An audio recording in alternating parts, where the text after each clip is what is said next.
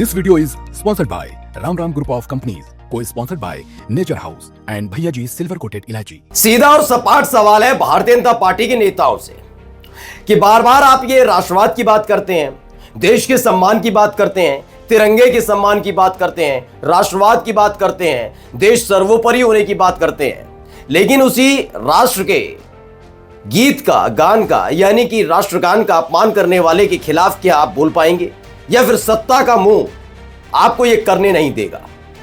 अगर एक व्यक्ति जो राष्ट्रगान का खुल्लम खुल्ला अपमान करता है, उसके खिलाफ कुछ बोल पाएंगे या कोई कार्रवाई कर पाएंगे, या फिर आपको सत्ता में बने रहने की चाह यह करने से रोकती है? और क्या अगर ऐसा है तो आप लोगों को क्या कहना चाहिए? यही खबर मैं आज आपको दिखाने जा रहा हूं कि भारतीय जनता पार्टी कैसे दुविधा में फंस चुकी है।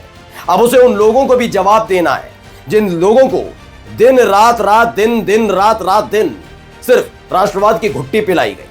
लेकिन याद करिएगा, ये वही भारतीय जनता पार्टी है जो जम्मू कश्मीर की एक पार्टी यानी पीडीपी को अलगाववादी पार्टी कहा करती थी, लेकिन जब सत्ता की चाह हुई थी तो उसी के साथ जाकर सरकार बना ली थी। ऐसा ही कुछ क्या बिहार में होने जा रहा है? नमस्कार, मैं हूं प्रज्वल गौतम और आप देख रहे हैं खबर चौक। आज की इस खबर को थोड़ा गंभीरता के साथ देखिए और समझिएगा, क्योंकि इसमें एक मसला नहीं है और यह बात सिर्फ बीजेपी से नहीं है, क्योंकि भारतीय जनता पार्टी, जैसे आपने देखा अरविंद केजरीवाल दिल्ली में घनघोर ईमानदार का टैग लगाकर घूमते थे।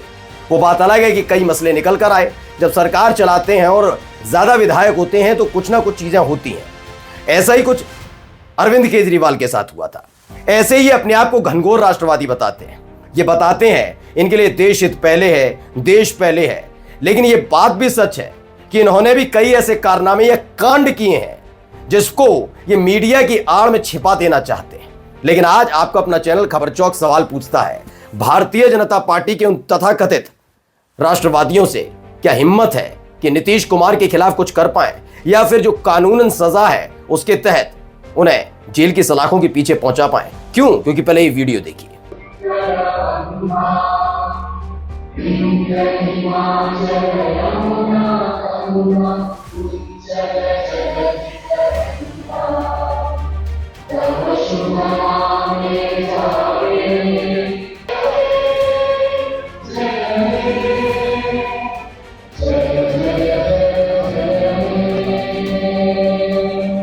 यकीन मानकर चलिए, इस वीडियो को देखने के बाद भी मुझे लगा था कि हो सकता है ये गलती से हो गया हो, क्योंकि कभी कभी ऐसा हो जाता है।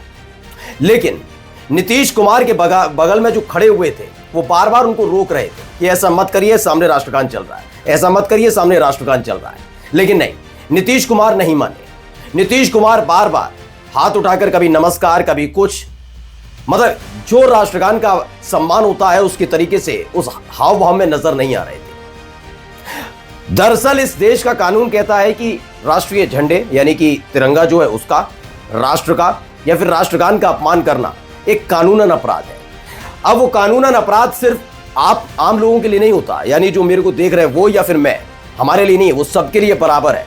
उसमें मुख्यमंत्री भी आते हैं और प्रधानमंत्री भी आते हैं, और ये और सुन लीजिए, राष्ट्रपति भी आते हैं, क्योंकि देश का राष्ट्र, हमारे देश का राष्ट्रपति हमारे देश से बड़ा नहीं हो सकता। ऐसे में अब सवाल उठता है कि यार नीतीश कुमार की इस हरकत पर सम्राट चौधरी, विजय सिन्हा और बीजेपी के तमाम नेता जो बाबा बागेश्वर से लेकर बार बार हिंदुओं की नाम पर छाती पीटने का काम करते हैं, कि क्या ये काम कर पाएंगे कि ऐसे राष्ट्र के अपमान के तौर पर ना लिया जाए, क्योंकि बीजेपी नीतीश कुमार के साथ सत्ता में। देखिए, इसके साथ साथ अब खबर में दिखाने जा रहा हूं दैनिक भास्कर का, जरा ये पढ़िएगा, बहुत महत्वपूर्ण है। राष्ट्रगान के अपमान पर 3 साल तक सजा है। 3 साल तक सजा है। अब क्या है इसमें पढ़िए, भारतीय राष्ट्रीय ध्वज संहिता के तहत राष्ट्रगान के दौरान नियमों को बताया गया है। राष्ट्रगान के दौरान जो व्यक्ति खड़े नहीं होते उन्हें गैर संवैधानिक व्यवहार के रूप में देखा जाता है। राष्ट्रगान में शब्द या संगीत किसी प्रकार के परिवर्तन की अनुमति नहीं है, यानी आप अपनी मर्जी से राष्ट्रगान का गीत बदल नहीं सकते। ये भी एक बड़ा जुर्म है, ठीक है। अगर कोई व्यक्ति जानबूझकर राष्ट्रगान का अपमान करता है तो उसे दंडित किया जा सकता है। अब इस वीडियो को आप दोबारा गौर से देखते चलिए। मैं वीडियो दिखा रहा हूं, राष्ट्रगान चूंकि बज रहा है इसलिए उसको हम म्यूजिक को नहीं सुनाएंगे, इस दौरान राष्ट्रगान बज रहा है। और देखिए नीतीश कुमार कर क्या रहे। मैं फिर कह रहा हूं, जो बराबर में खड़े हैं उनकी तरफ कुछ कहते हैं और उसके फौरन बाद वो व्यक्ति रोकते हैं। वो कहते हैं नहीं, ये मत करिए। यानी जानबूझकर नीतीश कुमार ये जानते हुए कि राष्ट्रगान बज रहा है और उसके बावजूद उसके बावजूद वो मानते नहीं है। यानी जो इसमें चौथी लाइन लिखी है कि अगर कोई व्यक्ति जानबूझकर राष्ट्रगान का अपमान करता है तो उसे दंडित किया जा सकता है, यानी दंडित करने की श्रेणी में आकर नीतीश कुमार खड़े हो गए। इसे राष्ट्रीय प्रतीकों का अपमान माना जाता है। यह भारतीय कानून के तहत अपराध है। भारतीय न्याय संहिता यानी बीएनएस के तहत उस पर जुर्माना या 3 साल तक की सजा या दोनों हो सकते हैं।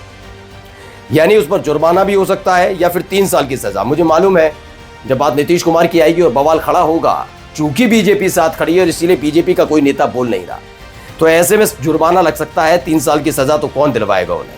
भारतीय संविधान के अनुच्छेद 51A के तहत भी सभी नागरिकों को राष्ट्रगान का सम्मान करना जरूरी है। लेकिन यहां पर क्या आपको राष्ट्रगान का सम्मान करते हुए नजर आए नीतीश कुमार? ये एक मौजूदा सवाल है। अब इसको लेकर क्या कुछ कह रहे हैं पहले सुनिए।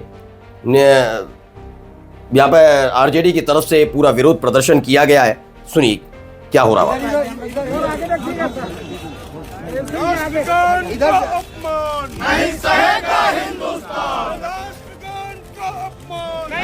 तो राष्ट्रीय जनता दल ने ऐसे ट्वीट भी किया, लिखा 140 करोड़ देशवासियों का अपमान है, नहीं सहेगा हिंदुस्तान। राष्ट्रगान का अपमान हरगिज बर्दाश्त नहीं, नीतीश कुमार इस्तीफा दो।